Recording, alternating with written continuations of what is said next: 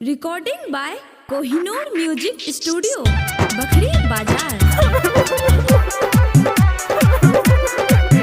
आज शादी जे भइल बा फूटल करम, कैसे बताई अब लागत शरम। अब का करेगा बाबू, ऐसा ही जमाना है। शादी जे भइल बा फूटल करम, कैसे बताई अब लागत शरम। मांगिले खाना त फेंक देली थरिया खपरी के। आगे दहेज के किनले बिया बिघल।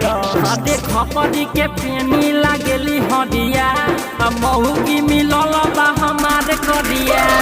खपरी के पेनी लागेली हरिया, महुगी मिलल बा हमारे करिया। डीजे लिप recording by Kohinoor music studio Bakhri बाजार।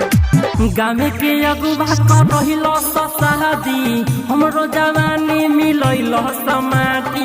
मनवा उदास भइल देखते निराश भइल, हमरो सपनावा के साला सब नाश गइल। अब बात तो सही कहता रो, जिंदगी एक बार मिलेगा। गामे के अगुवा कर रहिल शादी, हमरो जवानी मिलैल समाती।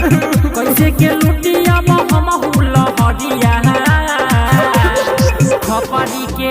आगे चिंता मत करो, तुम्हारे लिए लंदन से लड़की ले आ जाएंगे। खपरी के पेनी लागेली हरिया, महुगी मिलल बा हमारे करिया। खपरी के पेनी लागेली हरिया, महुगी मिलल बा हमारे करिया।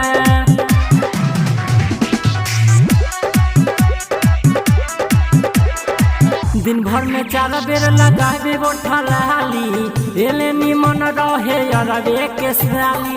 ओहनी लो आनंद कोही चंदन क्रांति, मिलत नइखे सतमवा के शांति। आज बाहर वाली तो बातें कुछ लाजवाब होता है। दिन भर में 4 बेर लगावे गोठलाली, एले निमन रहे अरबे के साली। मन करे सुगन के दिही खूबे गरिया खपरी के। आगे कौन ससुरा रघुआ हाथ बात चला रे। अरे खपरी के पेनी लागेली हरिया, महुगी मिलल बा हमारे करिया।